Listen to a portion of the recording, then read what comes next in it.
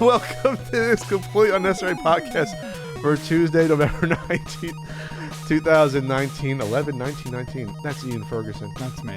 I'm plucky Pat Contry. We got stuff to talk about. We'll be talking about Google Stadia's launch being a little messy.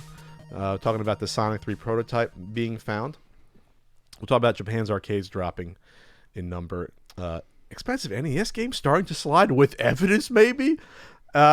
Some other stuff going on. Q&A, Patreon poll. Ian, did you have a nice weekend? I did. My weekend was pretty simple. I watched all 4 episodes of the new Toys That Made Us with Vonnie. Season 3. Yeah. It's edutainment, Ian. Yes. So yeah, the 4 episodes, all 4 were good. There was one on wrestling toys, My Little Pony, Teenage Mutant Ninja Turtles, and Power Rangers. And I thought all 4 were well done. It continues to be one of the few shows on toys that I can actually watch. I don't have a lot of interest in toys or toy collecting. I didn't have a ton of like action figures growing up. I get excited when I see new Voltron stuff come out these days, but that's about it. Yet Toys That Made Us always kind of manages to grab me because it's not about collecting. It's not about variants and stuff like that. They give you some of that information here and there, Sure. but it's about how the toys were actually made. And not all the people are always likable. I mean, a lot of these, a lot of the people they're talking to are they're advertising people, is essentially who a lot of these people were who made the toys. But it's an interesting story all the same. And there's conflicts between the personalities. There's conflicts, and I always really enjoy each episode. It was a show I never would have watched because it just seems so far outside of my general realm of interest. Really? Except for when I was sick, Vonnie was watching it the one day, and I came in during the Lego episode, and I was like, "Oh, this is fantastic!" That was a great episode. Yeah, I went back and watched the ones that I missed, and yeah, we've kept up on it since. It's a great show.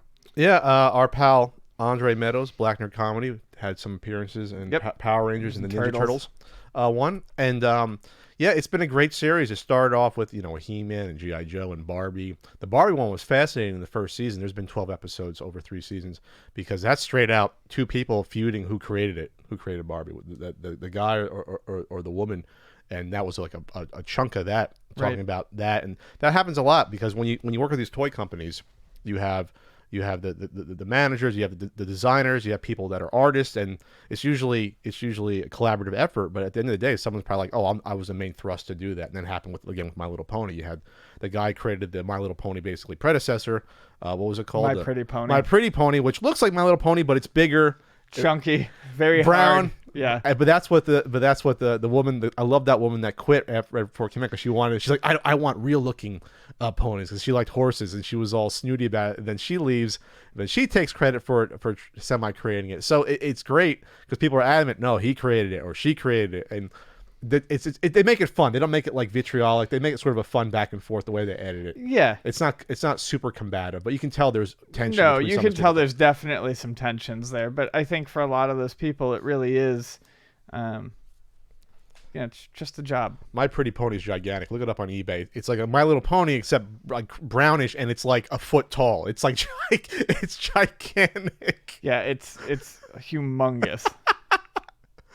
And then then it went into they go into the background of the media, with the cartoons and the comic book stuff for all these properties. So you get a good history. Like the Ninja Turtle ones was almost like half had nothing to do with the toys, half the episode. It more had to do with the creation of the comic, the licensing deals. They got that advertising guy, that hustler that got in there with fifth turtle with no experience, but helped them market it and get it out there. It's great. It's great to see those stories like that. That's usually how this stuff happens. It's not, there's a lot of work that goes into it. There's some luck. And no, it's a fantastic show. And in disclosure, I was contacted potentially because the producers, at one point at least, were thinking about doing a Nintendo episode. And we'll see if that happens in the future. But like we spoke privately about it, that it seems a little cumbersome to do an episode about Nintendo for toys. Well, I feel like if you do Nintendo, then that opens the gate to, well, what about Sega? Well, what about Sony? Well, what about this? It's not the purview of the show. Not the purview of the show.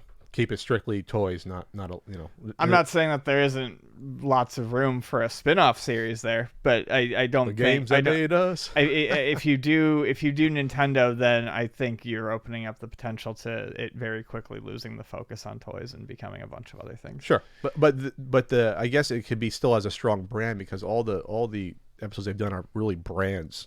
It's not just a singular toy; it's a whole line. And maybe that's how they get away with it. It's a Nintendo brand. Here's what Nintendo put out in the 70s, 80s, and 90s. But yeah, it'd have to be a 2-part episode. They couldn't cover Nintendo in just one episode. I think you'd be surprised. They could get through it. I think they could do it just fine. I don't gloss over the Virtual Boy for a 30-second joke, and then you go into like they've covered. I mean, they covered shit like Lego. I mean, that's massive. I'm not saying that you would do Nintendo in great detail in 45 minutes, but you could do it.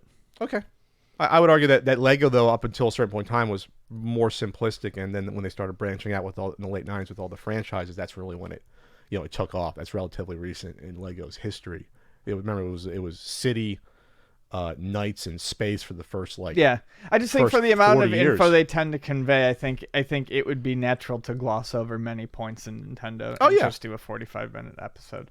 Oh sure, but they actually produce toys obviously for a period of time. But that'd be the way they edit. They have a lot of sly little jokes. They can talk about the Love Motel real quick, and they can talk about like the Pong machines before they get to like the 70s and things like that. Yeah. So they could probably do it. You're right. They could probably do it. But I actually really enjoyed the My Little Pony episode a lot more than I did because of the characters.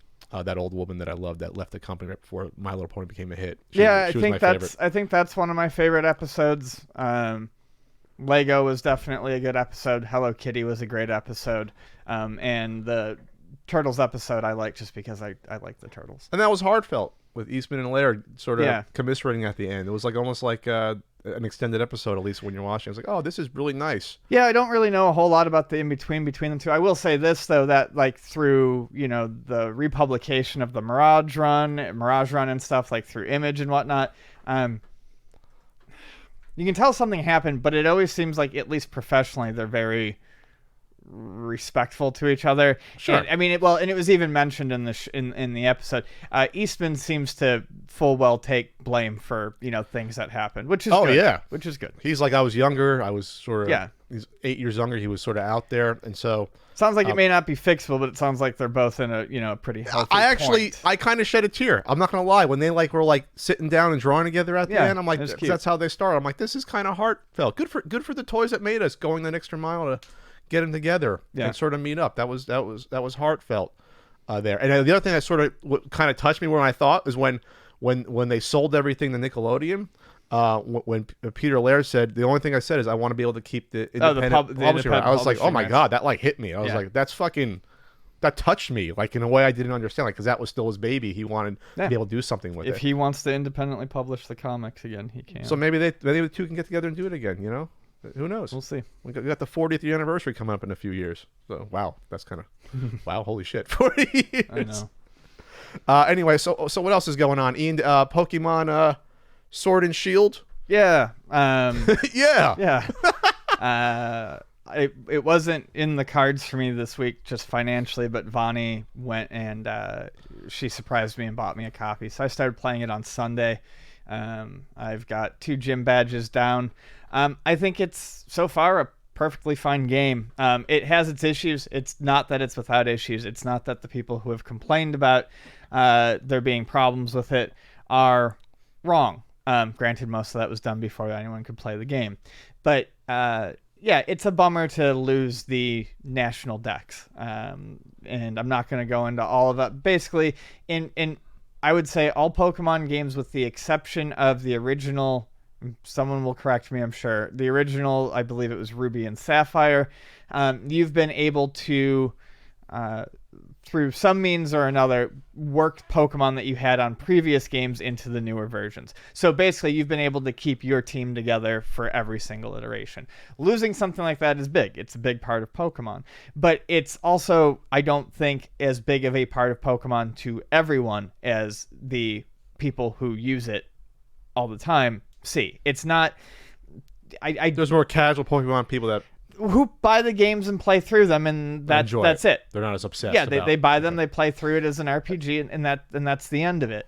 As much as I like Pokemon, I do admittedly fall into the latter category. I don't get too crazy about them. I try to, get as many Pokemon as I can for that dex. I don't do a lot of the transferring or anything like that. Still, it's a bummer to not have that option. The game, though, I love the design of it. I love the way the Galar region looks. It's supposed to look like the UK. It's very nice. There's a lot of meadows. The villages look nice. I like the way the gym battles feel.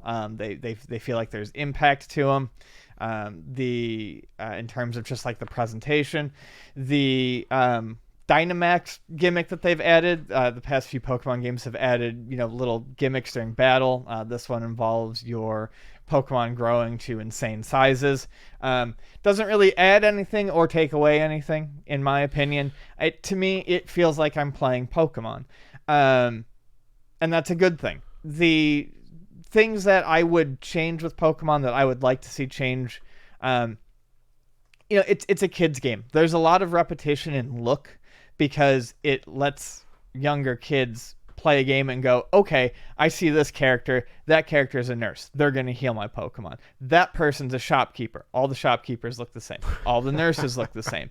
Like Lego people. I actually kind of like some of the sameness of that. It creates this uniform feeling to it. It feels like a franchise. That said, I would love to see more character models of people, say, in the villages. I mean, I'm looking, and this has always been a problem. This is not a brand new thing, but you would hope to see that maybe evolve. Maybe I don't have to see the same old guy with a hat in 5 different skin colors and 5 different sweater colors, just endlessly cycled throughout the game. A little bit of variety in that regards wouldn't hurt anything. But yeah, otherwise, I'm enjoying it. And I didn't really want to talk about it, but I mean, really, at the end of the day, I was looking for things to glow about, and I was looking for things to like be angry about. Right. And I found nothing. It's a Pokemon game, and yeah, there is that one big thing missing that is going to affect the hardcore. But I think otherwise, it's a good entry, and I really like the Pokemon designs that they've added to this one. I mean, I was seeing shit like literally there would be one person would one day be complaining about how there's too much focus on Gen 1 Pokemon, the first generation Pokemon, and then the same person a week later complaining because there's only one Generation 1 starter Pokemon represented. It gets to the point, like, there are people who are, like, taking videos of stuff and being like, this is insane, this game is just, I can't believe this was released to the public, and it's like, the problem, they need to take a video, then they need to zoom in on what they're trying to show, and then they need to circle it in red. That was literally a tweet. Someone was complaining about this insane glitch, and, like, you had to zoom in on a video and then circle it in red to point it out to people. There are people out there, lots of people, who just want to be fucking angry online. Really, Ian? And it's, yeah, well, we've never been the brunt of that before. And that's gross. I can't fucking deal with that. If that's how you want to live your life, fine. But it's absurd. Like, go ahead and make your complaints known. Don't be a fucking dick about it. The number one thing you can do is not buy the game. Really? Yeah. Voting with your wallet? That's the thing? Yeah, I've already seen people who complained about the game are playing it. So they're supporting it. So the one thing you could do to maybe affect change is not buy it. They're buying it anyways. They just want to be they want to be professionally angry all the time.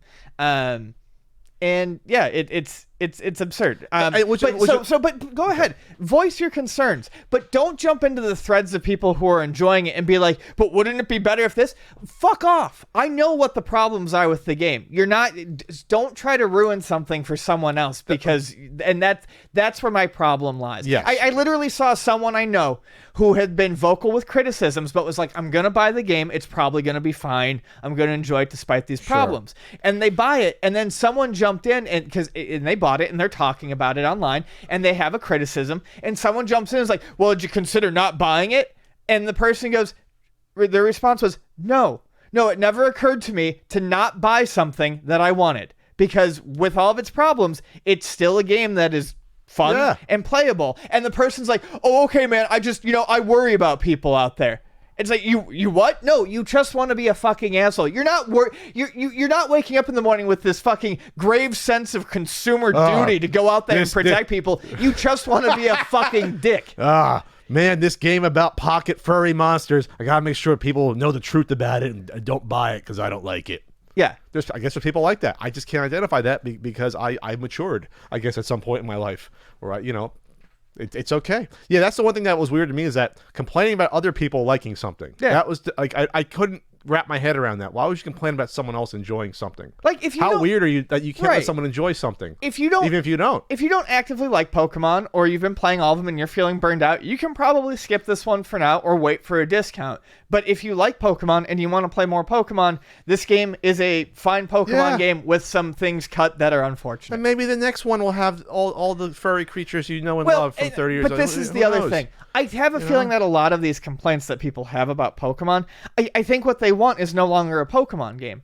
At some point, changing too many things goes from making it a kid-friendly RPG that anyone can get into to something that is for stat heads and for people in love with spreadsheets. They're all soft reboots too. And it's fine. Like if that's what you want, that's also fine. But at some point, you have to reconcile the fact that Pokemon is not going to be the game. Is not going to be the dream game that you want as a 25-year-old. It's still trying to market itself to kids as well.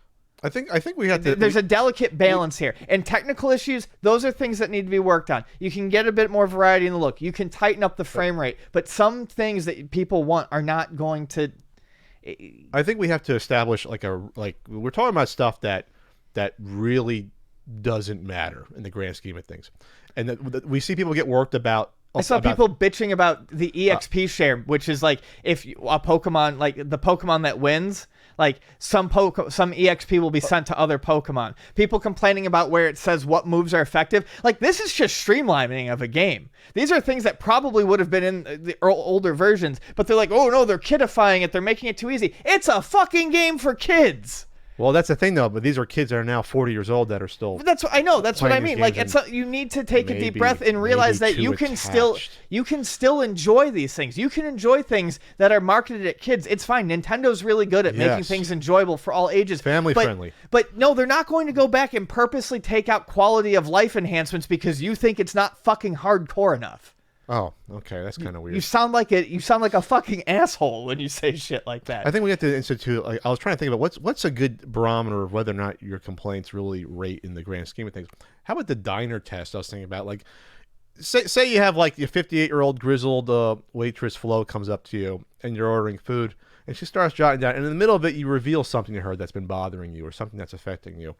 It could be something like, my girlfriend just left me. She'd probably stop and go, oh, that's a shame, sweetie. I'm sorry. Or if you say, oh, I just found out my dog, we got to put the dog down. Oh, that's terrible, hon. I'm so sorry. She'll stop. If you say to Flo, who's been working the 12-hour shift, my specific pocket monster I loved from 15 years ago isn't in this new iteration of the game, she probably would still continue to write down your tuna salad order. She probably would not flinch. No, she's not going to. She doesn't know what to say to that. She'd be like, oh, okay, and keep going. And maybe that's the way to think about things. It's okay to be upset with a product release that you were looking forward to. It's not okay to be a huge fucking asshole about it online. I think that's what we have to keep talking about. And maybe the angry mobs will eventually, one by one, they'll just relax and it's okay to not buy or support things that you don't like either. But here's something: if that's what you're going to do, then actually do it. Because I have no sympathy for anyone who fucking complains up and down and then buys it. Yeah. Or the same thing with movies. If you think a movie's coming out that looks like crap, then don't see it. I don't see movies I don't waste money in movies to yell about them. I didn't go see. I love G.I. Joe, Ian. I did not pay to see that piece of garbage. Because just to bitch about it. I didn't. I think people forget that there's like there's middle grounds that exist, and middle grounds can make a lot of people happy. You don't have to love it and be I'm going to buy everything Pokemon. Yeah. That's not healthy. You don't have to be, corporate overlords, I'll buy whatever you want. No, that's not what we're saying. And I'm also not saying that if you have complaints, you can't buy the game and enjoy it. But I think people who have mild complaints about a game or criticism and buy it and enjoy it realize that they can still enjoy it, but maybe not as much as they were hoping to. Sure. Like, things have flaws. Nothing is perfect. Nothing is perfect. But if you're going to spend 6 months online fucking crying about it, then don't buy it. You probably have a really good life then at that point, if that's the one thing you're bitching about. Because I haven't seen sales, and even if they've dipped, I don't think Game Freak or Nintendo are hurting here. So, it's a vocal minority. I don't think we're seeing that translated to an actual backlash. And obviously, don't go after the developers. That's insane. Yeah, please don't go after the developers. It's not a single person who's sitting there making decisions, trying to fucking ruin your life. Especially for a game like this, it's a group of like 200 fucking people. Dozens and dozens of people that, just relax. I mean, just, come on, man. Come on. Take a CBD gummy. Relax. Yeah. Well, someone was like, there was someone online, bitching and calling, these people lazy and this and the next thing. And someone goes, do me a favor, pull up the Pokemon game, watch the credits, and you single out the person that needs to be called lazy. Come on. Real quick, Ian, about COPA, which is basically the laws they're putting in place to protect children from online content. I have not been... The Children's Online Privacy Protection Act from 1998. Now they're trying to obviously institute with YouTube. And I haven't been keeping track of this as much as I probably should, since I don't do content that could be construed as kid-friendly. But there are people online that do. Like our pal Pixel Dan does toy reviews, which aren't for kids, but he might be caught in this maelstrom of protecting these kids by deeming his channel for kids when it's not, and then he might get in trouble if he says something's not for kids when they think it is for kids. And it's a mess right now in terms of them sort of dealing with this potential issue that they're trying to fast track, because YouTube has done horrible in the past protecting children from content that's targeted towards them in a nefarious way, whether it's potential pedophile rings showing kids doing fucking cartwheels or jumping jacks and shit like that was reported, things of that nature, or those stupid Spider-Man impregnating Elsa videos that fortunately Disney shut the hell down a couple years ago. YouTube's always been behind the ball and reactionary when it comes to big issues, when it comes to advertising, when it comes to protecting children, when it comes to... This isn't surprising, but now it's really becoming a bigger issue with specific channels and channels like Chadtronic getting in trouble where they lock down comments on videos for no reason, which hurts you in the algorithm. You can't see it. So they're screwing with people. And YouTube can do their own things, but it has to do with the transparency and how their reactions are usually with an axe and not a scalpel. And that's the issue people have with YouTube.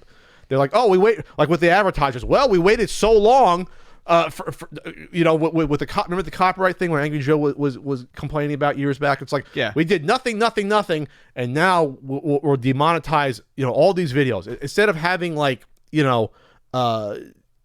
in between steps between doing nothing and doing something. That's what YouTube's horrible at, and I still don't understand how this happens.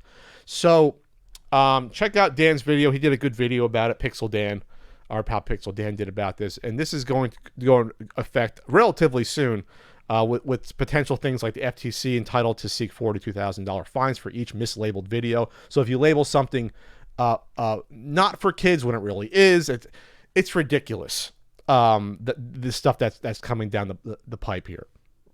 People are going to wonder, how do they comply with COPA laws? And it's not good. I know in the past these things have worked themselves out over time.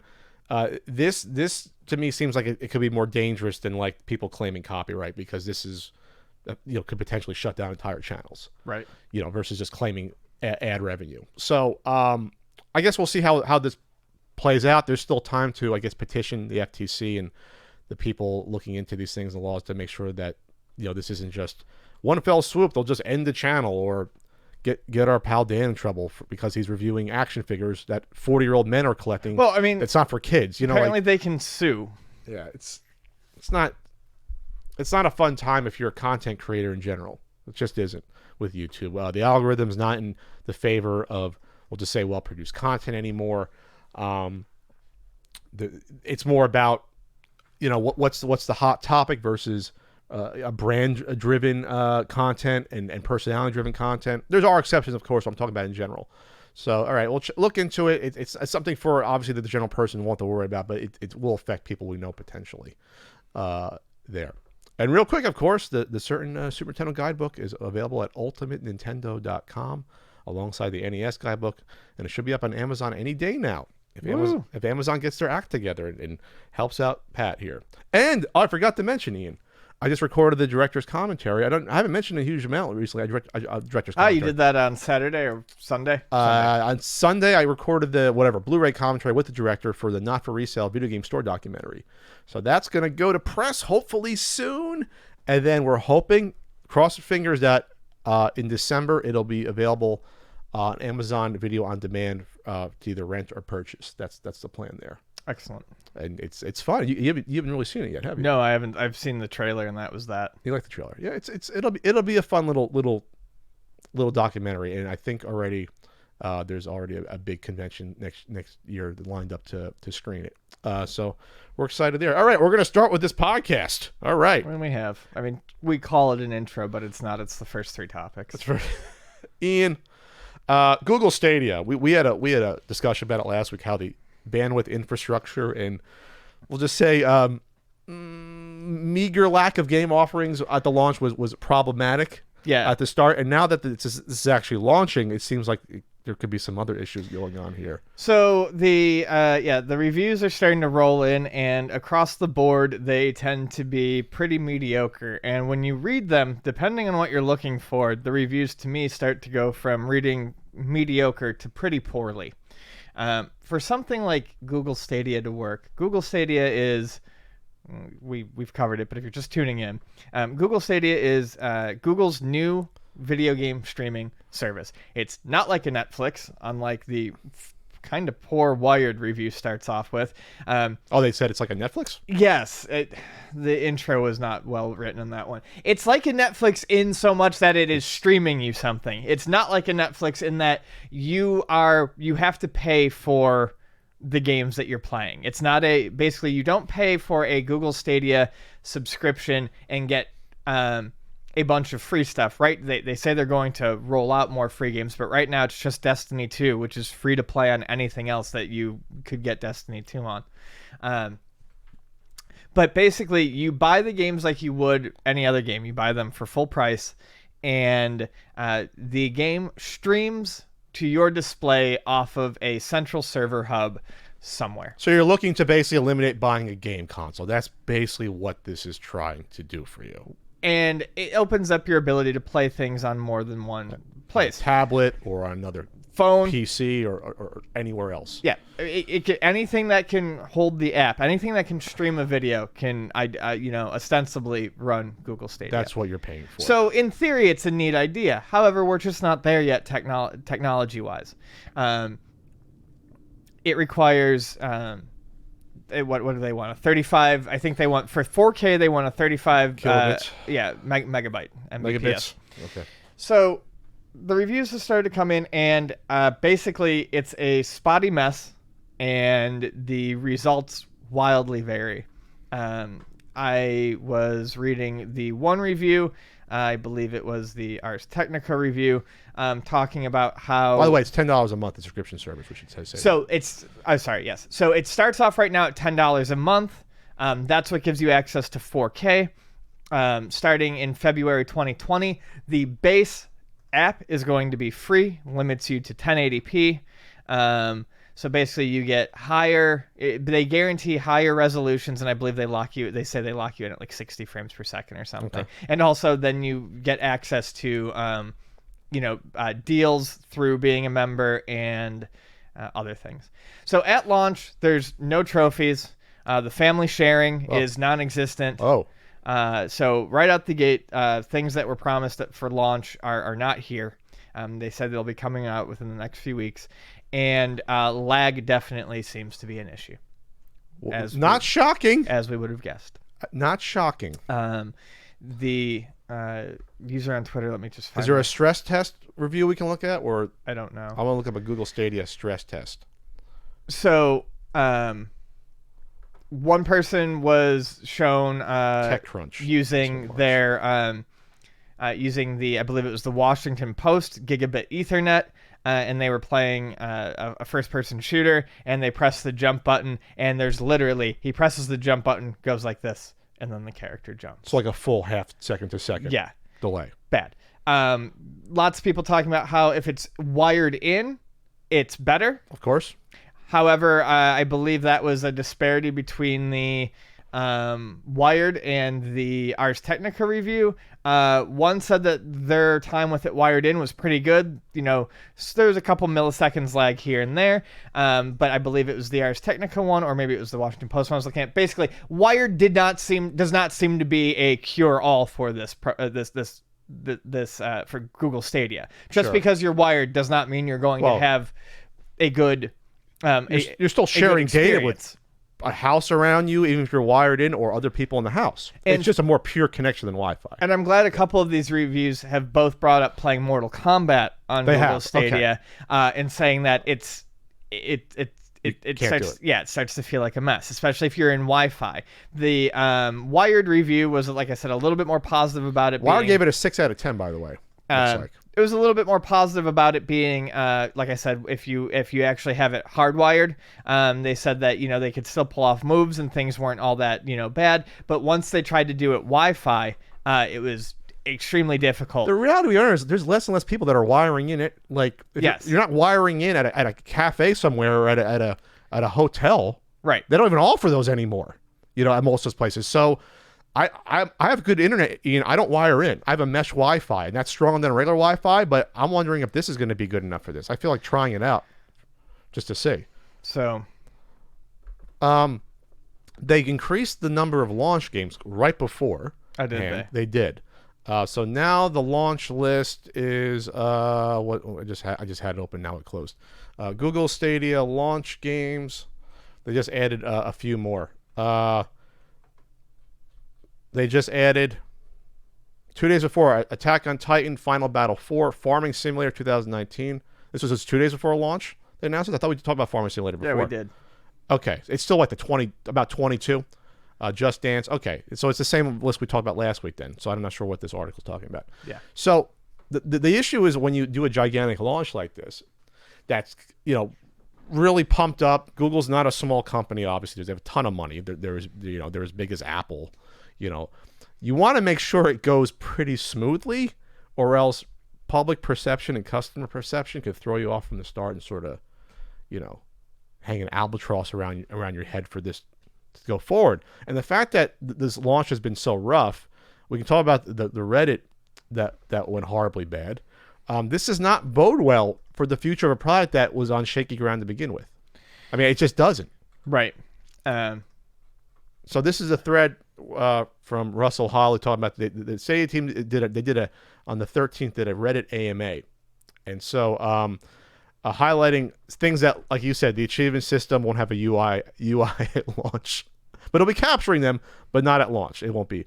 Existing Chromecast Ultra will not support Stadia on launch day. It will capture them, but it won't tell you that you have them. So that's a weird place for it to be in. It's recognizing that you're achieving them. It's just not going to show you that you've achieved them. It comes later. Your existing Chromecast Ultra will not support Stadia on launch day.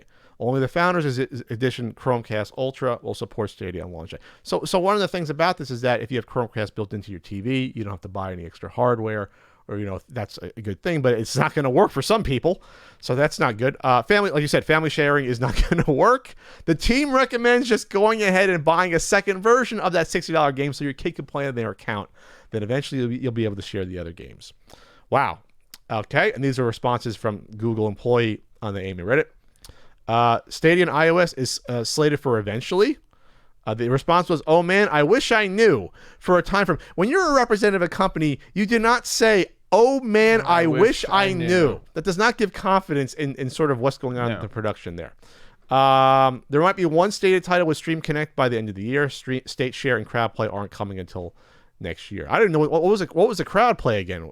I didn't know what that was. What was Google Stadia Crowd Play? Was that supposed to be a Google Stadia Crowd Play? What was good about that?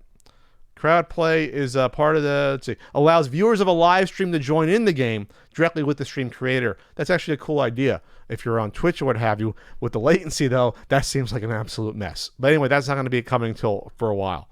I'm sorry, I do want to just go back and clarify. I had it mixed up. The Ars Technica review is the one that was basically stating it was pretty good wired, like hardwired. It got bad when it was when it was Wi-Fi. The Wired review itself actually says, this is talking about Mortal Kombat 11. Even under ideal conditions, fiber connection directly plugged into a router, 4K HDR OLED TV, there is a noticeable difference between playing a game on Stadia and running the game on local hardware like a PC or PS4. There's a certain clarity, depth, and sharpness you get when a game is rendered in real time, and that's absent with a stream, no matter how high the quality is. Yeah. So look, I'm sorry, I was trying to parse a bunch of different reviews. That's okay. That's okay, Ian. You're not perfect. I love you. Yeah. All right. It's a lot to go through with this, but I guess what we're trying to impart is that this is a really bad launch so far. I'm not sure how much they can clean this up. They can add a UI for achievements. They can put in the crowd play.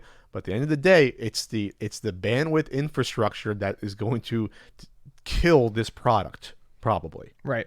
And I would be real leery of investing any money into a Google service because Google is not known for, sticking with things that don't work for them. They're not even known for sticking with things that generally do work for them. I mean, they shut down stuff all the time.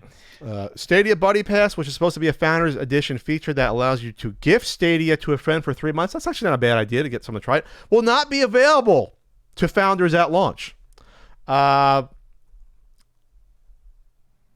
of the many things Assistant is supposed to do on Stadia, the one feature available at launch, is starting Stadia on the Chromecast. All right. Using Assistant to put something on your TV has been a feature for over a year now. This isn't new. I'm not familiar with Chromecast, so someone out there would have to leave a comment, let me know what the Assistant actually does. Accessibility features is in the planning stage. So that's not going to be there for if you have something that will be able to, they're not thinking about it right now. It just seems like they're like 6 to 8 months behind a real launch. Like it seems like they're not even in beta yet. This isn't even a beta. This is an alpha version of this product. And if you just want, evidence of the fact that Google will drop anything that it's at any notice, go to killedbygoogle.com and you can. Is that a website? And you can go through an extensive graveyard of things that Google has killed, things that Google had, and that Google no longer supports. It's about 100. Holy shit! This is over 100 things that they destroyed. Some small, but some big ones like. Google Plus, Google Hangouts, Google Plus. Google Hangouts is gone? Google Glass. Google Hangouts is on its way out. They're cycling it out? In its, I believe in how it's, in its old way, it's changed a lot, but yeah, they're killing it in a year. That was announced like 2 weeks ago. Really? So right as they're announcing another new program, or another new what do you want to call it, service, they're killing other ones that are used by people. I mean, it's not that these are like languishing and not used by anyone. They may not be the most popular in the field, but they are used. And Google just gets rid of all of this stuff. Oh, YouTube Gaming's gone? See, I didn't realize that was a disaster from the start. I didn't realize that. Oh, YouTube Gaming's gone? Yeah, it was a separate website. It was gaming.youtube.com. And it was like a whole different interface to make it more like it's focused on gaming first. I mean, you can still do like streaming on YouTube and you can play games and stuff, but that whole entire entity being separate, oof. I remember that was when I first looked at that, I was like, this is not a good idea having a whole separate interface. That's right. Google had its Google Allo that was supposed to be like its own messaging service that was killed 8 months ago. That lasted 3 years. A lot of stuff was killed off in a year or two, but the average is like 2 years. Yeah. So if you're interested in Stadia, here's my suggestion. If they're going to support this out of spite, wait 2 years. Then maybe there might be a chance it'll stick around. But I don't think it's going to make it. Oh, Google Hangouts is going to be gone. We still use them for our monthly Patreon Hangouts. Well, technically we use the video call, which is a little different. Oh, that's true. Hire by Google, gone in less than 10 months. Holy shit. Like, that's just now. Wow. This is a huge company that is just all over the map, obviously. And when you get into something that's not necessarily in your wheelhouse to begin with, like video games, this could be the end result. When this is the direction of your company, when you have so many different things going on. Oh, it's 190 things they've destroyed. I'm not saying a company, obviously, a company that's been around for 20, 25 years almost, they have the right to end these things. But it's just the frequency that we see this. Yes. 16 hardware things that they've destroyed. If you click on the hardware thing. Oh, really? Yeah, on the top. Google Wallet Card, Google Glass Explorer Edition, Google Play Edition, Google TV. I didn't know that was even gone. Okay.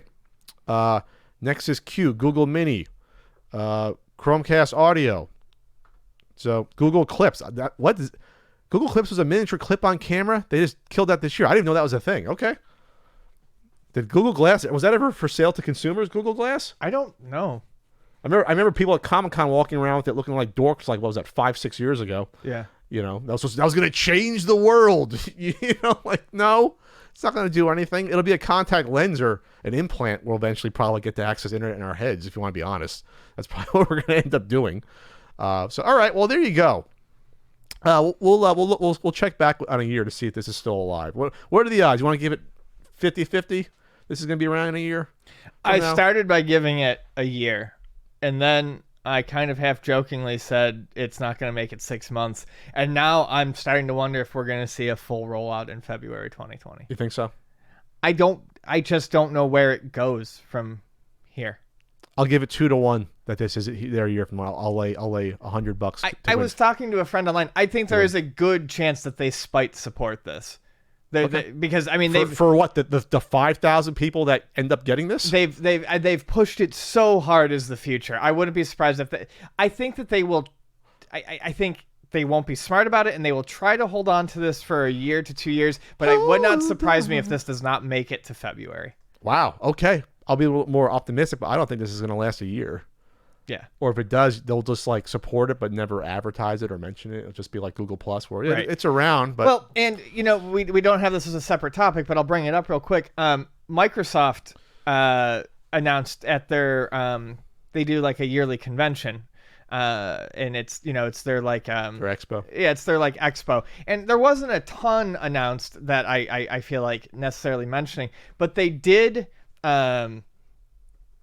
they announced their essentially their version of this, and that it will be usable with Xbox Game Pass. I was gonna say, it makes sense. They do Game Pass. Like fucking 200 games available for, I think it's like $45 for 3 months. They're doing a sale right now. I got a month. I got 3 months for $1. Really? For a fucking $1. You tell me this, Ian. I could have tried it. I would have. We could play some Halo against each other. Had I thought that you might play it, I would have said something. I just streamed last weekend, Ian. But yeah, Microsoft. I wish I can't even remember the name it's still going on right now for a limited time offer. Yeah, Microsoft game streaming service is what? Xbox Game Pass Ultimate. Is that what it is? No. Oh, there's something else besides this. No, because they're literally doing a Stadia, but it's probably going Stadia incorporating Game Pass, which makes sense. You have the games to use. Right. It's xCloud. I knew it had some stupid name. xCloud. But it's going to be the same thing as Stadia, only you'll be able to attach it with a Game Pass that is giving you like 150 free games. Now, not all of those I'm sure will be usable on it, but it just seems like it makes far more sense for Microsoft to add it as a service into what they already do than Google to try to reinvent this and do it from the ground up. Sure. Especially when, like I said, Game Pass is exceedingly affordable. It's constantly on sale. And then you really do end up with something like the Netflix of video games. So that can exist. Stream it to wherever. Then you have the Apple one for the $5 a month, which is a great deal. I think it's over 100 games right now on the Apple one. Yep. So and you stay with what you know, Ian. I think that's what business is. You do what you know. You don't try to go off too far. Sure. We're not going to do the don't call me. We're not going to come out with the CU podcast swimmies. Maybe we can do it. It's probably not in the purview to do that. You want to do some swimmies? No. Okay. All right, Ian. Some good game. We're on a good roll with game preservation. The past year, really, we are. And from news from HiddenPalace.org about Sonic 3. So a Sonic the Hedgehog 3 prototype was dumped by HiddenPalace.org, and it's a big deal because the way the development of Sonic 3 happened, it was always assumed that there weren't going to be many prototypes out there at all, and I'll get to that in a moment. But it's an interesting snapshot of the game, apparently, from right as it was starting to split into two pieces. Well, you explained the split here. Sonic the Hedgehog 3 was started almost immediately after Sonic the Hedgehog 2 finished. It was supposed to look a bit like Sonic 3D Blast, the isometric, slightly overhead Sonic game. And development wasn't going well. Well, Sega had already basically signed on to do a promotional deal with McDonald's.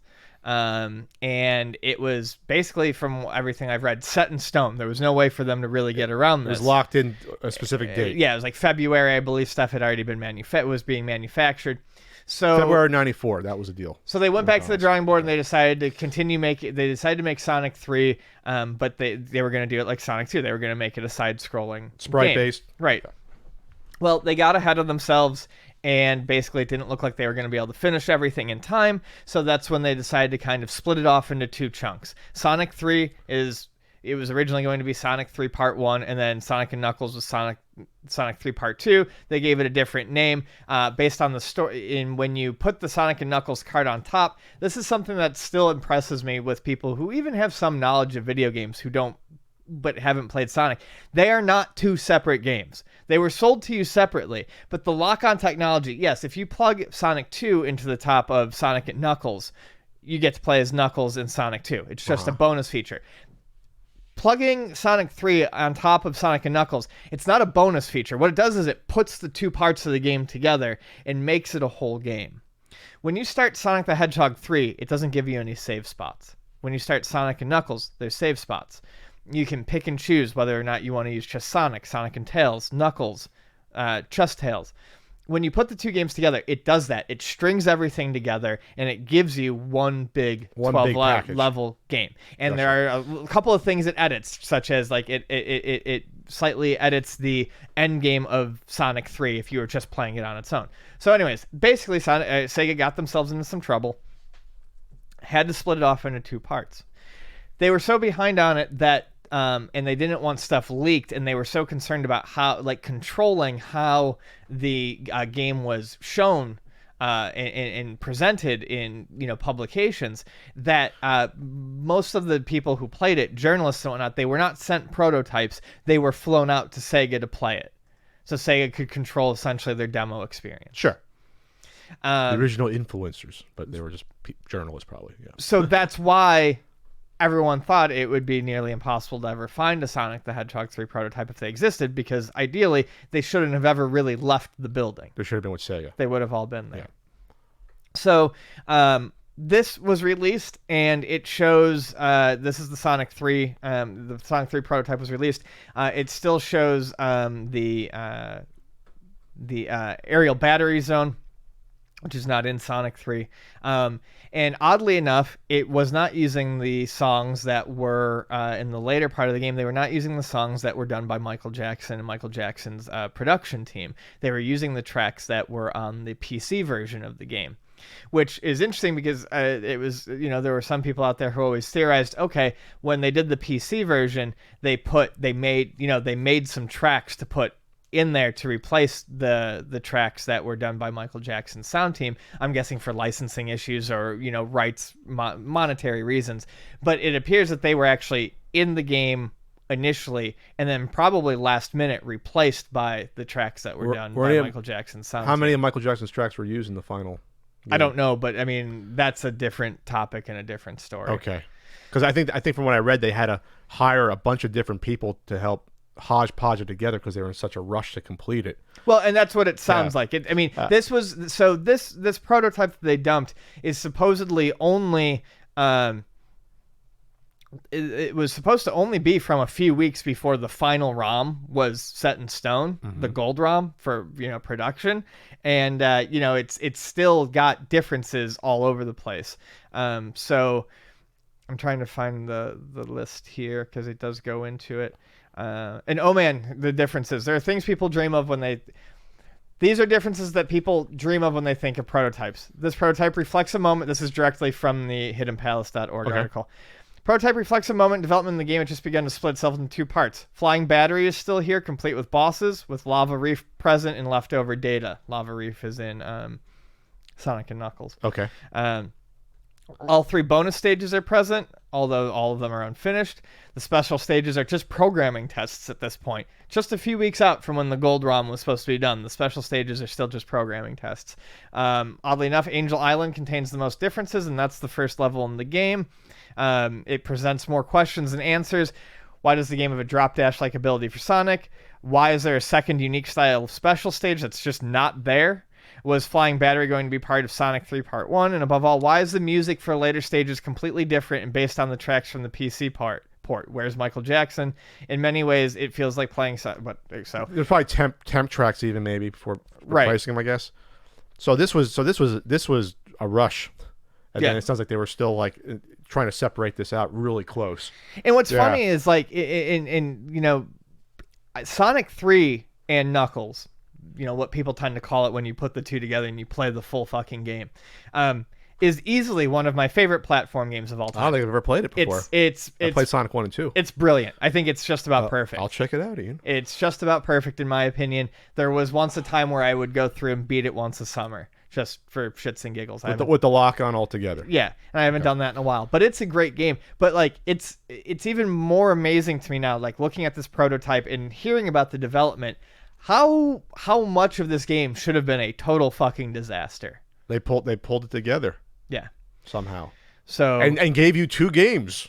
Even back then, that was bullshit. I mean, the original Sonic game, I think, is like 10 or 11 levels. I think the second one is 11 or 12. Oh, so you knew as a kid you were getting shortchanged. You were like, why is this so fun? Yeah, no. Why is it so short? You got 6 levels. That when you look at it in the moment, that was the failure of the game. It was so short compared. Yeah, all the acts had 2 levels only. In Sonic 1, some of them had 3. You got 6 zones, 2 acts each. You got 12 stages. You got nothing in Sonic 3 compared to Sonic 2 or Sonic 1. And then Sonic and Knuckles did the same thing. But then when you realize you put the 2 of them together, you get a big full-size Sonic game with multiple characters to play through and all sorts of great shit to do. So you bought your Sonic and Knuckles, you didn't get it as a pack-in? You just used wasn't it a pack-in with one of the later Genesis mini release Genesis 2's releases? No, I don't believe so. Sonic wasn't? It might have been. I don't know. That's not how I got it. My pack-in was Sonic 1. I mean, later on when they did the Genesis 2, I thought Sonic and Knuckles was a pack-in. I don't know. I'm talking later on in its life,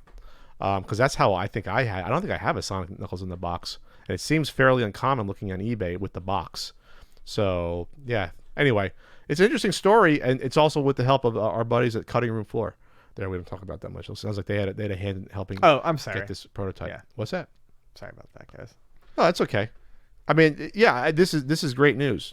And I don't know. It doesn't really get into how they got the ROMs, but they had to know someone. Honestly, that's less important than just having it. Yeah, sure, it's fine. So, yeah, I don't have much more to say than that, but I mean, it's interesting, and I mean, it's a really neat picture of where the game was even just a little bit before. Now, is this going to be a public ROM release or no? Is it all just? It's basically that I don't know. That I don't see here. Either way, they dumped it, they saved it, they've documented it. That's good. Oh, cool! Sonic running down a little snow mountain. That's a cool thing to see. Did that ended up in the games? I'd have to go. Yes, it did. Okay, yeah. But it's just putting it in this prototype was made it weird before they split it out. All right. Well, Ian, thanks for the little history lesson. Yeah, because I really don't know anything about Sonic, so I think I beat the first game maybe back in the day. I don't know. I should stream that for fun. I should do that. Ian, imagine a holiday season, the wind bristling, maybe some snowflakes falling, where you get to escape the long lines, crowded parking lots, and pushy salespeople. Sounds pretty nice, right? That's exactly how every day can be with Mint Mobile. This year, skip the line, skip the hassle when you shop Mint Mobile, the online wireless provider that delivers unbelievable savings directly to you. For a limited time, Mint Mobile is offering the best deal in wireless. Save up to 40% on their 3-month phone plan, starting at $15 a month. 40% off, Ian. That's nuts, and it's for a limited time. This is a deal. For $15 a month, you get 12 gigabytes of 4G LTE data, plus unlimited nationwide talk and text. That's 40% off their standard rate. They use the T-Mobile towers. This is a real nationwide network here. Use your own phone. As long as it's unlocked, you can use your phone with any Mint Mobile plan and keep your same phone number along with all your existing contacts. If you're not 100% satisfied, Mint Mobile has you covered with their 7-day money-back guarantee. Take advantage of this Mint Mobile deal before it's gone. Wow, yeah. To get your new wireless plan for just $15 a month and get the plan shipped to your door for free, go to mintmobile.com/CUPodcast. That's mintmobile.com/CUPodcast. Cut your wireless bill to $15 a month at mintmobile.com/CUPodcast. All right, Ian. Yes. We love talking about arcades on the CU podcast. We do. It's our wet dream to own an arcade of our own. Report from Anime News Network. Japan's arcades dropped from 26,000 to 4,000 in 32 years. Doing some quick math, that's like an 80% drop. That's nuts. In number of arcades from, what was that, 1987? Holy shit, that's 32 years ago? 87, 86? Wow, it goes back to 86. Okay, the Abiba Times website reported on Monday there are only about 4,000 arcades in Japan as of 2018, down from the peak of 26,000 in 86. So this is 86, they did a report in 2018, just reporting on it now. In the article, the managers of Tokyo Arcades, GameSpot Versus, and Game Newton mentioned that console games and smartphone games have evolved to match the graphic capabilities of arcade games, and that people can also play multiplayer over the internet without the need to meet up in an arcade. While there are still people playing classic games such as Street Fighter II, the average age of arcade game players has steadily increased over time to the point that arcade-run tournaments will commonly have people age 40 or above. That brings out a great point, because we always talk about, yeah, it's natural that arcades have declined because, you know, game technology evolved. If you want to say by the PS2 era, Dreamcast for sure, you know, that the technology of consoles matched the arcade or outdid them by the late 90s. So it's only natural that they receded there. But it is a great point about how when you grow up with arcades, you're more inclined to be used to them and want to pursue them again. So that's why if I see an arcade, I want to go in it, because I grew up with them. I was in them when I was 5 years old in dingy arcades, or my dad let me off by my lonesome and hopefully not get kidnapped by a biker gang that was hanging out there, which actually kind of happened. Not kidnapped, but they were around. Anyway, that's a great point, because even if arcades exist, who's actually going to them still? And who's going to make sure they're there 20 years from now? And not saying that arcades can be aged out. There's always going to be a Dave & Buster's. They still make new games. And there's a new Mario Kart arcade game.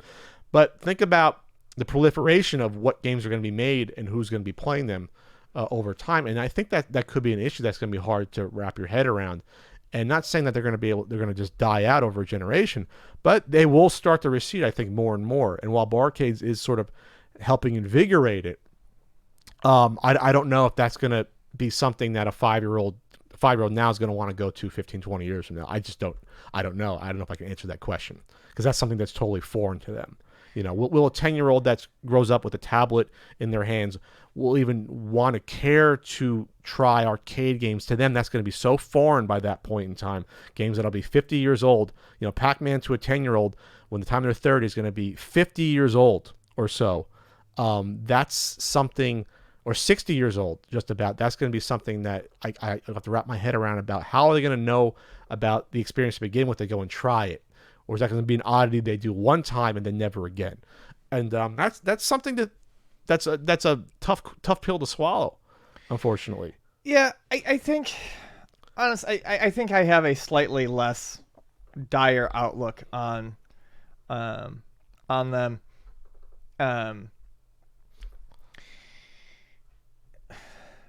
There's always a reason for people to go out and socialize. There's always, just because video games are better at home doesn't mean that they cannot be fun to go out and play.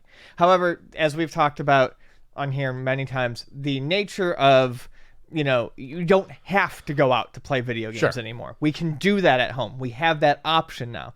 So the thing is about this article is I'm pretty sure I'd have to go and look. I'm trying to find it. But just 2 weeks ago, when they were talking about the closing of the Japanese, the warehouse arcade, the one that looks like Kowloon Walled City. Links in there. There was an article I was reading that said, you know, numbers actually show that the arcades in Japan, the amount opening is actually slightly on the rise. So while we've seen a large drop in 30 years from this number to this number, what I'm trying to figure out is was there a dip and then a slight bump up? Like what's the total? Like what was the lowest point in the past 30 years? 4,000 arcades in Japan is a lot of fucking arcades. That's a lot. It's still a decent amount. Japan is small. Japan's smaller than California. To put it in perspective, I looked it up before this podcast. There's 4,000 arcades in North America. Sure. So it's not like Japan's hurting for arcades, but the era of that being how people play these games and how people go out and socialize is over. But there is still a need for arcades, as evidenced by the ones that open up and do well around here. Places like Quarter World in Portland. There is still a social aspect to this. Sure. So I don't think they're ever going to go away entirely. I don't think everyone's just suddenly going to go, oh, arcades are too dusty. I just don't think there needs to be that many. We're not in an era with overflowing coin boxes anymore. Well, it also speaks to the population. Are kids going out and hanging out in malls anymore on the weekend? You know, are they doing that, or are they just sitting at home texting? I mean, this isn't a old man yelling at clouds, but I don't know. You were forced to go out and socialize when you were a child. You didn't have a choice. Now, I think there's a market for arcades, but now it's a destination thing you do at night. It's not something you stumble into. I would love to see a study like this done in the U.S. Someone knows a general number just based upon how many amusements were being sold, about how many arcades existed in let's say the peak 1982, 83 versus now. You know, how many were out there. I would love to know how much less. It's probably in the U.S. probably 90% less arcades at least. Oh, I'm sure. I'm sure the drop could be 95%. I mean, there used to be random arcades that would just be in strip malls or just around, or in every mall there was a real arcade. I'm not sure. Is there still an arcade in every mall, or are they like the sort of like Dave and Buster's types where there's a lot of redemption machines sort of thing? So the number of video arcades in North America. So here we go. Good old Google. Just how many arcades in America? More than doubled between 1980 and 82, reaching a peak of 13,000 video game arcades across the region, compared to 4,000 today. In North America was 13,000. That's what they said the peak was. So it's 4,000. Seems like it's still pretty high. That seems high. They're probably. I mean, I looked up a couple numbers. I saw anywhere from, I think, 3,800 to 4,000 were the numbers that I saw. But that's probably, well, to your point, and like I said, that's probably North came back. America. The low point was probably early 2000s, probably like 2001 to 2005, probably is when they all got cleared out, and all those arcade auctions, late 90s, when they were hanging on, then they fell off a cliff after that. I wonder what would have been like 15 years ago. Yeah, that'd be an interesting number. Because they've definitely come back. There's more and more barcades opening up. So that's great. Without that, I don't know where we would be. Drinking, yay! Didn't do that. And like was it Nickel City? We got to visit there. Like there's still places like that here and there, I guess. Mm-hmm. You know, we got to go back there. All right. Well, it's an interesting article. It's something to think about. I'm just thinking about Ian 25 years from now when we're old men. You know, is there going to be a kid that grew up never playing arcade games going to constantly go to an arcade? I think there's always going to be something that resembles an arcade. Whether it's what we think of as an arcade, no, but I think it's going to fit the reasonable description of an arcade. Or has the change already happened to the extent where a 5-year-old will go to Chuck E. Cheese and it's 95% redemption games. You maybe have a few games, sit down, games or light gun games. So they'll always be familiar with an arcade, but it'll be radically, like I said, to your point, radically different than what basically a barcade is what a traditional arcade used to be. Yes. That's basically what an 80s arcade was with the type of games they have there. But yeah, people grow up and they die. So, well, I love Spy Hunter. I don't know if a 5-year-old will want to play Spy Hunter. I would say yes, because the chip tunes are fantastic in there, or synth tunes, really, FM synth tunes. And you want that nice steering wheel with the little buttons to hit everything. It's very tactile. All right, moving on here. All right, Ian. Pat. We haven't talked about the value. Oh no, value. The value of certain games in a while. I mean, it's now it's now almost cliche. We talked about how NES games peaked a few years ago in terms of the price value, and probably in terms of people wanting to collect them. But it's happened in your eyes with other cartridge-based systems as well. Here, yes, and we saw at Portland this year how it sort of shifted away from cartridges, somewhat at least, to the late 90s, early 2000s era.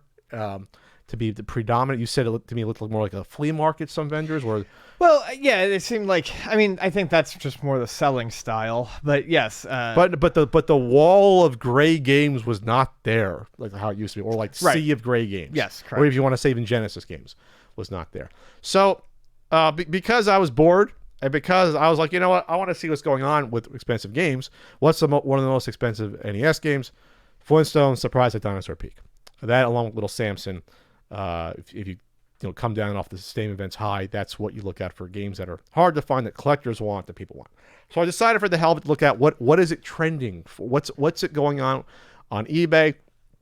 I went to eBay, Ian. I looked at it, what it's for sale, and not to my surprise, but maybe to my, I don't know. I'm going blank here. It was a confirmation that something's happening in terms of these prices starting to slide a bit. And when you go on and you see buy it nows for Dinosaur Peak, in the range of even 780, 773, it's a surprising beat up copy for 580 or best offer. And I made sure that some of these aren't the PAL ones, that they're the North American ones. And you definitely see something happening, because these are games that people would price at $900,000 and leave them there in the past, and that's what they would be going for. And just to make sure, if you click on completed listings for Dinosaur Peak, for sold, you see what they're selling for. Let's see. Here's one for $565 that was an open bid. Here's one for $600. Looks like it was a buy it now. Here's one for $510 with 51 bids. 51 bids, it only got up to $510. And here's one for only $355. It says 100% original. Is that a South American version or a PAL one? Let me click on it to be sure. That's the regular version. Right there. It's probably from originally from South America, like a lot of them were found. So this isn't just me saying, oh, the bubbles burst, but we've definitely seen a regression, I think, from the mean of what these games got up to. And I think it's time that people sort of look at themselves and say, yeah, the peak is gone. Dinosaur Peak, pun intended here. And that naturally at some point these games get back on the market and people just want to get some cash back for either what they spent, or maybe they saw the games go up to an absurd point, or say, you know what, I want to get out right now. And that's what these prices tell me at a cursory glance. Because even 3 years ago, even a damaged Dinosaur Peak, you're not going to say would go for $355 or $510. Sure. That just did not happen. So, and then again, at Portland, when I saw the Double Jump games, had the games behind the glass, the higher end NES games, and he, I straight up asked, are these selling? And he said they haven't moved all weekend at Portland. So, what do you think, Ian, when you see stuff like that? Is it sort of just, it's not a surprise? It's just sort of, no, it doesn't. Is what it is. I mean, it doesn't surprise me. I work in selling games. I've been watching this kind of happen for the past couple of years. I don't think the crash is immediate. I don't think in the next year we're going to see all these games at $5 again. But I don't think that the downward slide is endless. I don't think these games are going to necessarily slide into complete and total worthlessness. At least certainly not within the next 10 to 15 years. I think video game collecting has become enough of a thing, and there is enough, I don't know what I want to say, history behind it now, that it's that there are always going to be rare items that maintain a price. There always will be a base level of buyers out there. Sure. But yeah, I do think, yes, I think that everything is going to become more grounded within the next, 2 years. And I think then the prices will kind of stabilize for probably the next 10. That's my guess. Yeah, it's interesting. I will say this: the $355 one, it was a relabel, so that's why that was so low. So I would say that's then an outlier then. Oh yeah, that's definitely an outlier. But the ones that are I'm surprised that a fucking relabel gets anything. But the ones that are in the $500 range, they look okay to me. The ones that I'm saying, there's a handful of them, even a $650 one there. If you scroll down, wow, did the manual only went for $280? For the manual? Oh, it's Scandinavian. Okay, I was going to say, that's extremely low if that was a North American manual, because that's one of the manuals I still need. It's just a slide. Like I said, it may not be a bubble popping, but it'll be a regression to an earlier point in time. Yeah. When the collectors that got in to inflate the value get out, there's less collectors, there's less interest, there's a sell-off. I'd be interested to see who's buying these, if they are sellers looking to say, oh, wow, this is a weird one. I got one for $500. I can flip this Dinosaur Peak for $900, and when they realize they can't anymore. Mm-hmm. And that's the problem. We talk about how many of these games are still in sellers' hands when this happens? And that's when there's a potential bubble burst. Because that's really when the struggle is when you have people that want to get back an investment, not just say you bought a Dinosaur Peak. I bought my Dinosaur Peak for $90 10 years ago, whatever it was.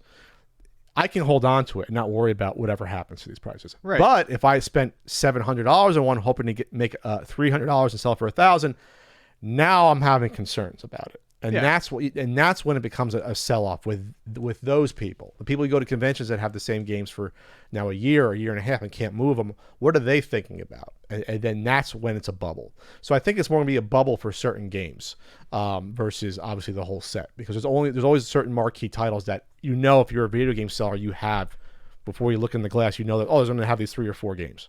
Like a Dinosaur Peak or a Little Samson. Sure. Those are the ones that are in most danger. I could see a lot of games in the $30 to $60 range dropping to be $15 games in no time, because those are the ones that less people are going to care about as people just collect for certain things that they want. And even I went to the swap meet and there was a seller. On Saturday, something weird was drawing me to the swap meet on Saturday, Ian. I had nothing to do. I didn't really buy anything. But there was a video game vendor there who was selling stuff for his friend. And he said to me, yeah, I was surprised to see like a Super Mario Bros. 3 was like a $15, $20 game. Now it's like a $9, $10 game. I'm just like, you expect it to be that high forever? It's a very common game. It's popular and everyone has it right now. And there's less people clamoring to play NES games on their, on an old CRT. It's just, that's just the bottom line. So, okay, so we'll check back on other ones like this every once in a while. Oh, Did I tell you I met the guy who pushed up the Rampart Game Boy price? Remember we talked about that? He was. I remember talking about it. I don't remember you telling me. I met the guy. Oh, that's cool. This is an interesting story. I like that. That was interesting to me. I met the guy, and that was what was that? It was like 4 or 5 years ago. We spoke about that, and he still owns some of those copies, trying to slowly integrate them back. Oh, really? Into the population. Yeah, he bought. If people aren't familiar, it was sort of not easily. I mean, we always knew this would happen, but a guy that jumped the price of a Rampart uncommon Game Boy black and white game from like $5 to over $20 in the course of a couple of months, a few months, just by buying every available copy. And we sort of knew it. That was sort of confirmation that, that's how the market works. I saw it with NES games all the time, more like 10 years ago. I saw it with uncommon games back then. All right, moving on, Ian. Yep. Ian, this is not something we're going to talk about right now, but maybe next week, because we were alerted that last night on the episode of Pawn Stars, which I'm a little familiar with, the sealed Super Mario Brothers that sold to for $100,000 to 3 people appeared on the show to try to be bought. The WADA certified it, and they tried to sell it.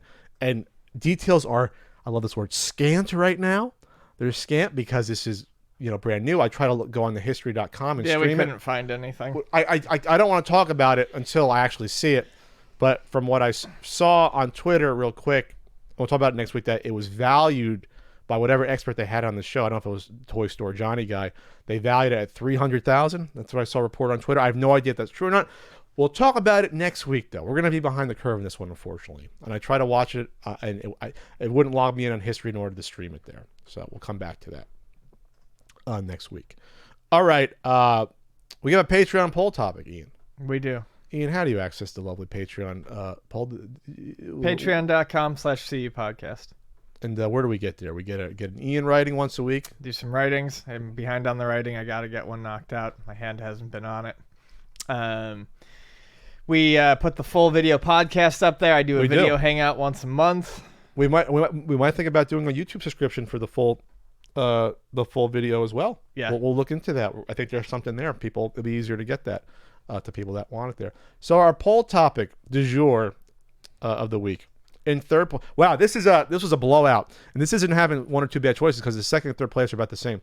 Third place are the Marvel movies heading in the right direction, moving on from the A heroes to lesser known heroes, 16%. Second place at 17%, almost a tie. Do the Smash third-party characters encourage players trying their games? And in first place at 68%, Ian, what game and/or genre would you prevent from ever existing at all if you could? What would I... Phew, jeez Louise. So it's tough because I don't know. You go first. I got to think on this one for a second. He's not usually at a loss for words in the podcast here. All right, so I went for this from a pragmatic standpoint. You would think, Pat, you hate, games like Guitar Hero, Rock Band.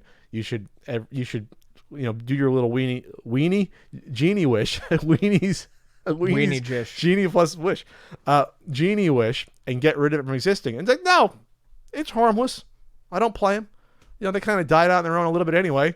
That's fine. Doesn't really harm me anymore. I have more of a pragmatic stance because my drug is strategy games, turn-based and real time, but turn-based like Civilization, Age of Empires, stuff like that I'm into. So for me, it's pragmatic. If those never existed, those are always like my drug. It's weird. That was actually where I was leaning because I can't be that negative, but it's like I'm trying to think of games that keep me, and something like Civilization, Civ shouldn't exist. Wow. Okay. That's like my favorite game. Those games just hit me in my analytic, overly detail-oriented nature at such a weird spot that I just love those games so much and can lose days to them or a whole summer in high school and just play them until it's like a fucking drug. That's like the most I've ever been an addict. I'll say that. Never been an addict for gambling or alcohol or drugs. I've been a game addict when it came to Civilization. I absolutely have. I couldn't stop playing those games. Civilization 2 when it came out was a masterpiece. Absolute masterpiece. And from what I hear, Civ 4 was a masterpiece, and the new one, Civ 6 is a masterpiece. Civ 6 is great. It's like the Star Trek movies. Every even number one's like a masterpiece, I guess. That's what or a good one. Yeah, 4 was fantastic. I'm afraid to play these games. No, there was I remember I might have gotten a somewhat semi-legal way. I downloaded Total War Rome, and I was like, I had it queued up, ready to install, and I stopped myself. Because I said, as soon as I start playing this game, what was that 2002, 2003? Where they had like city-state specific attire and things like that and banner flags. And I'm like, this is incredible. I will never stop playing this game. As soon as I start playing it, I cannot play this game. I prevented myself from that first injection of Rome Total War. I never played it to this day.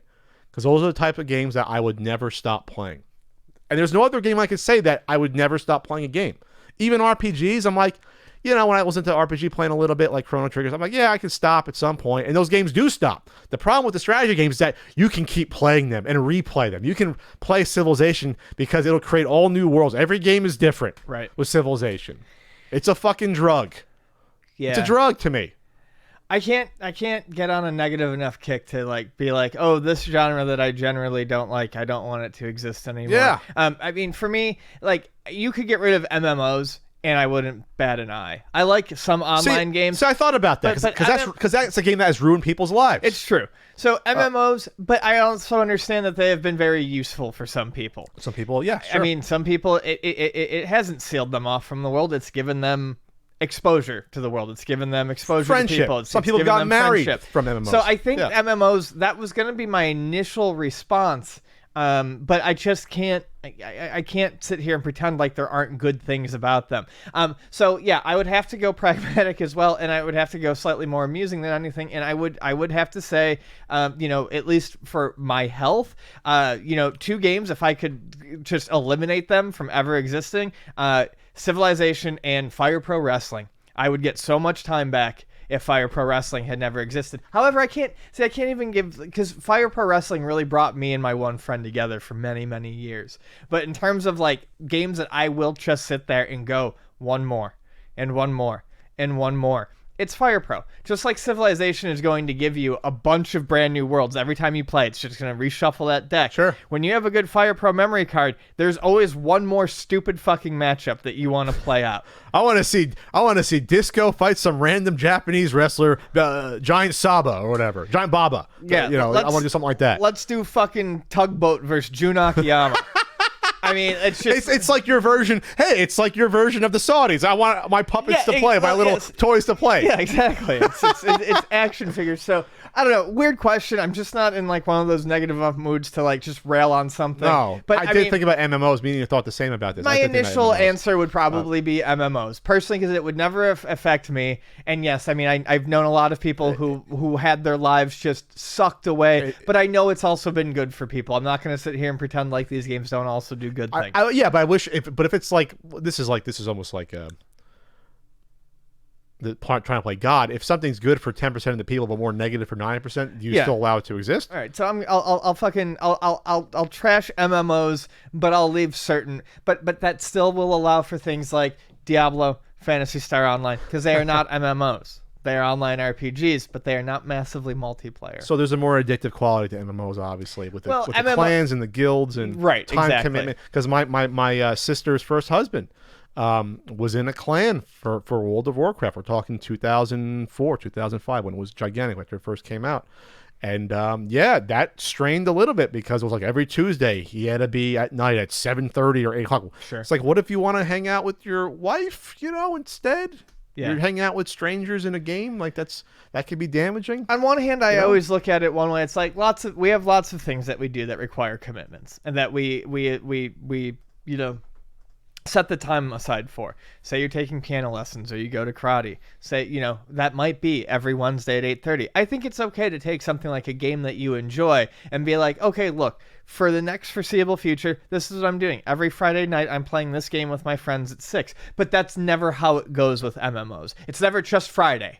It's Friday. Into Friday and Saturday. Tuesday for practice. Right. And then Wednesday. And then a lot of times I've seen stuff like that where, other things in people's lives will bend. Well, maybe I don't need to go to that 7:30 karate lesson. Maybe I don't need to go to the gym at 5. But I can't miss this at 8 o'clock, with my clan on World of Warcraft. The priority definitely tends to shift and harden, I see, sometimes in unhealthy ways. That's all. I'm not saying they're bad. I'm just saying that's my answer to that hypothetical. I want to get rid of platformers just to annoy everyone, because that's probably the most popular game genre. Historically, we'll just get rid of all platforms. We're gone. All right. Well, thanks for the question. CUPodcast.com. Oh, I screwed it up. Wow, Pat screwed it up. Mm-hmm. You sure did. Patreon.com/CUPodcast. All right, we got Q&A time on the CU Podcast. This is from at David Mastrine.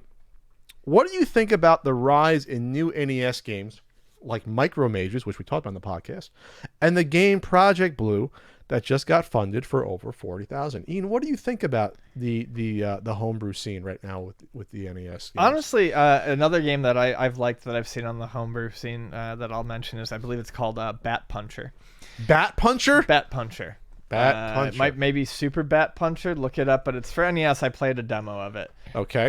And it was really fun. I think we're finally getting to the point with NES homebrews where we're starting to see stuff that in some ways looks to be like the level of what retail releases we're getting. We're inching towards games that came out in the 80s. And it's very exciting. Oh, Bat Puncher looks great. Bat Puncher was fun. You have a giant boxing glove. Yeah. Or like rocking cats. Yeah. That's actually what it is. My good friend Lincoln brought a demo over the one day on Flashcart, and we played it, and I was like, this is fucking good. I like it.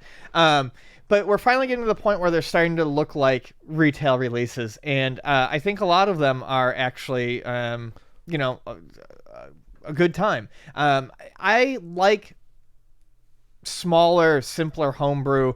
For instance, on like things like Game Boy. I love playing Game Boy homebrew games. Just the games that are obviously just testing out a theory or an idea or whatever, and they're not really fleshed out. But on a Game Boy, it makes sense. Portable, small, bite-sized gaming. For a long time on NES, a lot of the games that were coming out as homebrews seemed fairly simple, and they didn't necessarily hold my attention for long. Sure, some of them could be done very well, but all the games looked like things that they were. It seemed like it was, I want to put out a game on the NES. What can I feasibly do? Now it seems like people are using their imagination more, developing things a bit better. We're about when did Battle Kid come out? 2009?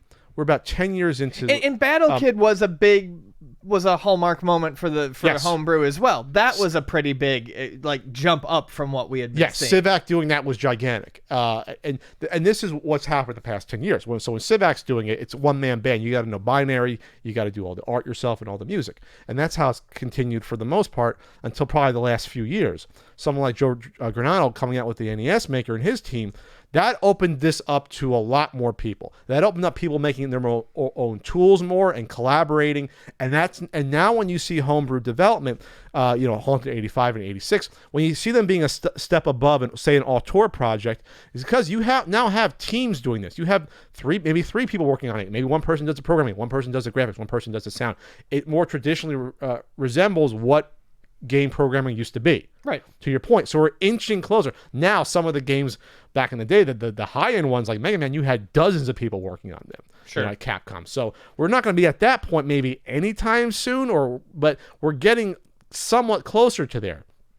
Because, again, these tools that come out and NES makers opened it up to a lot more people. Because you can be a good programmer, but that doesn't mean you know good level design or know how to program good music or know how to do good sprite work. You had to do everything yourself 10 years ago, 5-6 years ago. Now you can bring other people in. Right. So if I was doing a game, I wouldn't do the music. I'd hire someone to do the music. I might do the general design, but I'm gonna have someone else do the artwork.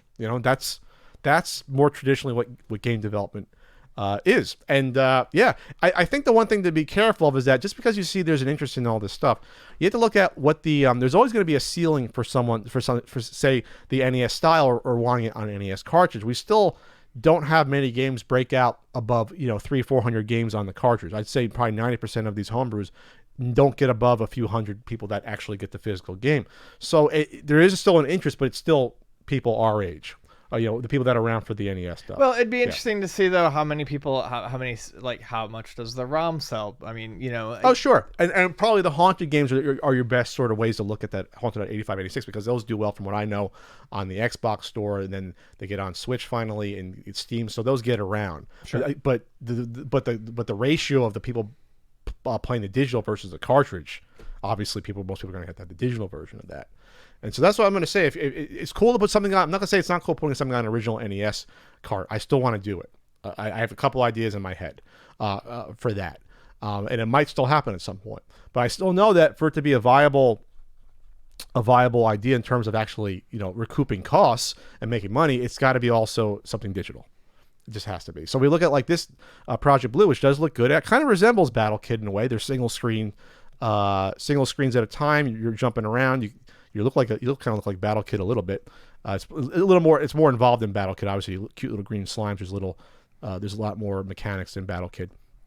But when you look at how many people actually got the cartridge, the digital game is 253, and then the cartridge you have. Let's see, 190 plus that's 360. 360.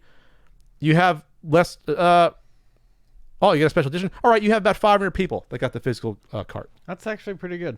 But that's about what your ceiling is for these games, for the most part, on a physical cart. That's pretty much what they've been here. So check out Project Blue. It ended the Kickstarter a few days ago. We missed out on it. But it's good to see. And I see these more and more conventions, and a lot of them look great. I'm not saying they don't. It's just that for the aesthetic and the style, there is sort of a ceiling of the audience for how many people are into them. All right, let's see what we got here. Do one more, Ian? Yeah, we'll do one more. All right, this is from an Annoyed Robot X. With so many AAA games having paid DLC, microtransactions, loot boxes, etc., added to games that are already $60 new, do game budgets need to be reduced, or do the price of games need to increase to reduce the prevalence of these practices? I'm getting a little heated right now. So I've said this before. I'm pretty sure I've said it on here, but maybe not super recently. I have said for a long, long time that video games need to get rid of this notion of a $60 price point being the standard price point, or I guess the maximum price point, because almost no game that comes out these days is $60 flat if you want to include the DLC and everything else that comes out. Look. Books don't have one price. Records don't have one price. Very few things have one price. Sure. Charge what you think the fucking game is. Board games don't do it. It's not like all board games are $39.99, whether they're made with.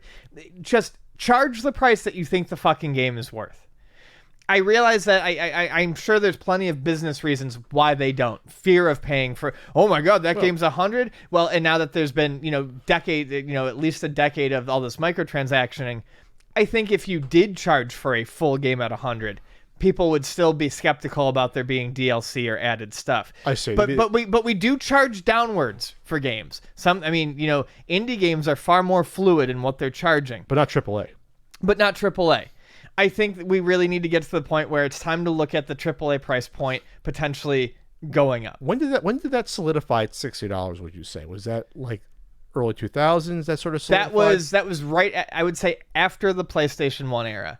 I would say PlayStation 2 era, Xbox, GameCube era, I think, was when it all started to solidify at 60. Because there was still some cartridges there were some NES games that were $80, some were $50, some were $40. There was a lot. Super Nintendo was the same way. It had to, based on the materials it was actually going to use in the cart. Memory chips, things like that. So I think that there's an argument to be made for that here. Now, they kind of do. Oh, you can get the limited edition, the deluxe edition, but it's the phrasing that I think drives some people nuts, and it drives me. There's nothing deluxe about me buying the full game up front.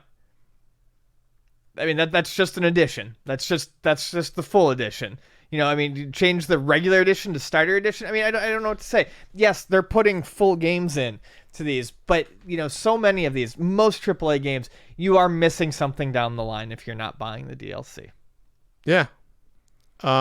It for a long time now, the full price of a game has been $100. Just fucking sell me the $100 game.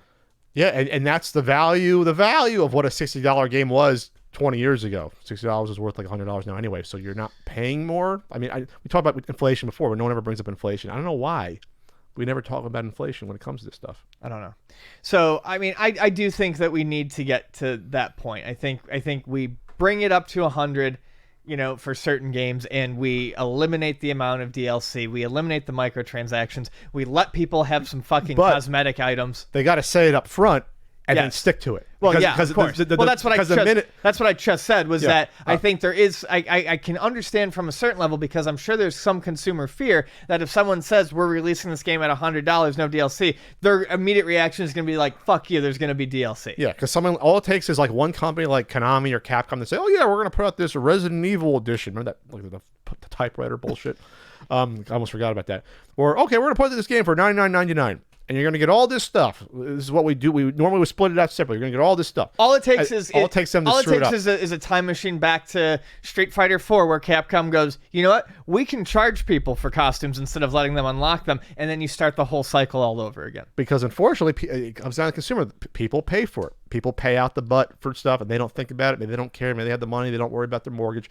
But people end up spending a couple $100 on all this extra crap, and it happens with mobile games too.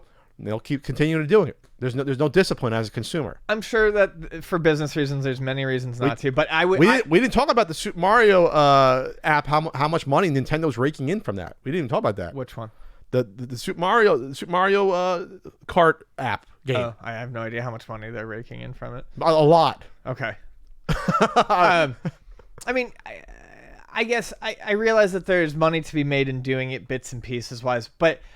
Look, charge me more and let me get fucking cosmetics back for free. Please. At least cosmetics. Please let me get cosmetics back for free. I don't want to pay for a cosmetic.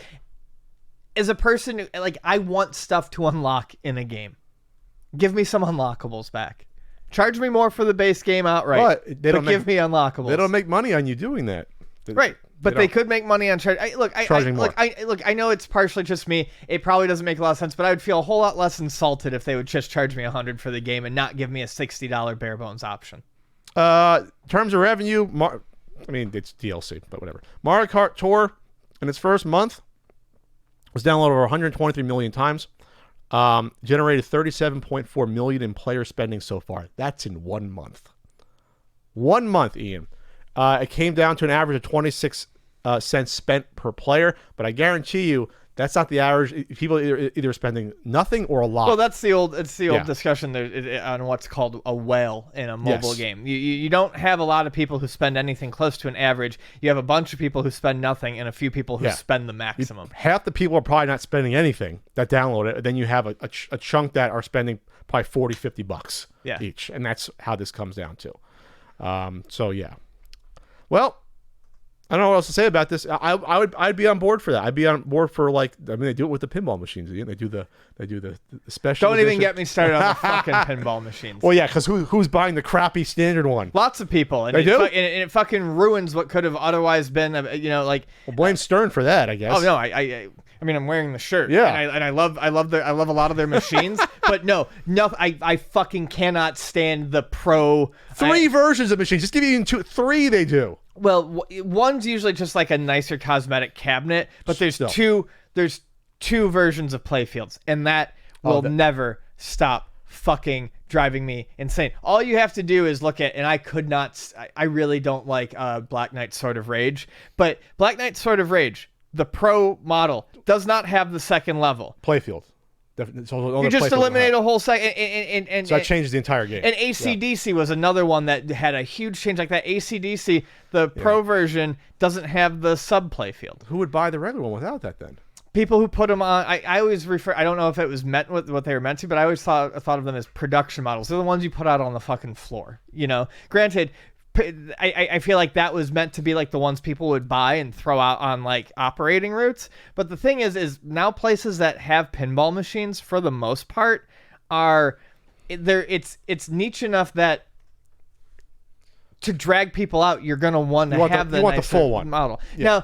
Now, not all of the really nice models. I mean, you still see the Pro models out. Like for Iron Maiden. Iron Maiden, the limited version is fantastic. It is, but the Pro model plays great. Like a lot of these have things that they engineer them in ways so that they play better. But whatever. I can't handle that. Sometimes it drives me insane.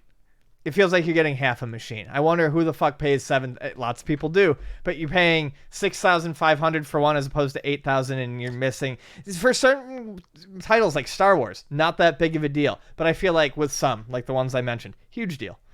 Annoying. Fucking annoying. We love you, Stern. Thanks for the t-shirts. There. Good t-shirt. Thank you. I like it. I like a lot of your machines. I like Jurassic Park. Tron's like my favorite machine in the past 15 years. But Iron Maiden's outstanding. I'm sorry. 3 versions of a pinball machine's really rough. Like I said, I don't care if they want to fucking do a powder-coated, fucking fancy mirror-backed, whatever. If some guys as long as the mechanics. If some guys got the money, that's fine. But really, the whole lesser version just drives me insane. It'd be like buying a video game and whole gameplay features are just missing in that version of it. Like and the thing is, obviously, with a pinball machine, you can't go and add that back later. You just buy it all at once, or you don't. Oh, you can't get an upgrade kit? Installed? You can't buy the second, the second level for Swords of Rage. Yeah, you couldn't just have Billy Pinball Guy install that. All right, went off on a tangent there, but we made it interesting there. There you go. All right, I think that's it for the CU podcast. Well, this is a strange one, indeed. Was it? It seemed normal to me. I'm in a weird mood right now. I'm in a weird mood. What was I gonna say? Yeah, go check out ultimatenintendo.com for SNES and NES books. All the pre-orders are shipped. I only get 10 emails a day now asking where my book is instead of like 25, so that's good. They're all getting out there. And only like 3 damages out of all the ones sent out. So that's good. I paid for the extra material, so the extra what do they call it? High impact bubble. It's like the thicker, the thicker ones. I see. Not the thin ones don't do shit. You need like the ones that you gotta like punch to really do anything to them there. What else is going on? I don't know. I got a haircut. Did you? Yeah. You didn't notice, Ian? No. How could you not notice? It's like 3 inches shorter. It is, I guess. That's what he said. She said, "Oh, I took like 3 inches off." I said, "You took 3 inches?" I was like, "Holy shit!"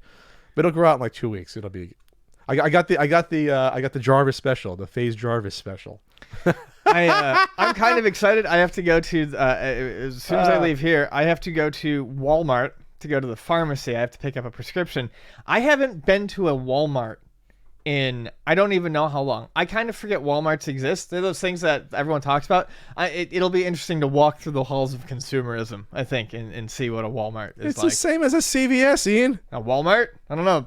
Walmarts are big. Oh no, Walmart. I was thinking Walgreens. No, Walmart. Yeah. No, Walmart's special. I mean, I've been to Targets before, and I stopped into a Walmart briefly with my friend Eric from Retail Archaeology when we were filming like a year and a half ago, but I haven't actually Walmarts walked. Are weird. If I have to get in the fucking lift and go to pick up my prescription, I'm gonna take it in. I'm gonna breathe in the Walmart. I'm gonna see what it's all about. Walmart is like the Cantina Cafe of retail stores. I'm sure you don't know what you're gonna see in there.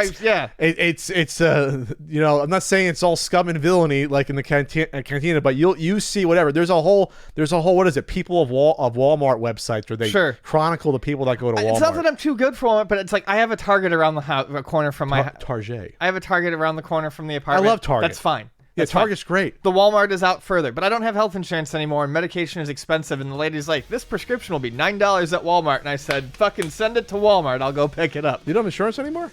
I haven't had it. I told you that a long time ago. I haven't had insurance since August. I can't afford insurance. $450 fucking a month for Kaiser Permanente. Eat my asshole. That much? I'm only paying three something. Yeah, they didn't like.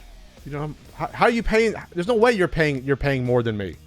Yes, there was, Pat. There's no way because I don't get any refund on that. I don't get any help. There very much was, and I very much was, and my doctor very much just kept canceling my appointments when he was sick, and very much telling me, "Hey, Dad, fine, reschedule for 6 months." So I was paying a lot of money for fuck all. Well, you're still paying money because you're not getting penalized from the IRS. You don't get penalized. Oh, you don't get penalized anymore.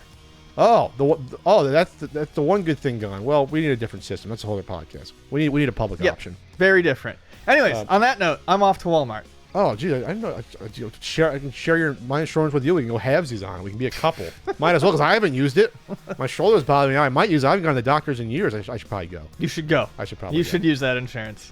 I should use the insurance that I'm paying $3,600 a year for. It's just so I don't get taxed anymore. You don't get taxed anymore. Whatever. It's still good to have in case I get in a car accident. It's good to have. But you get in a car accident, you get insurance for that. So I'd be fine with the car accident either way. Whatever. We need a public option. We'll get it done. We have to. Sorry. Anyway. What? Goodbye. All right, everyone. Thanks for this See You podcast.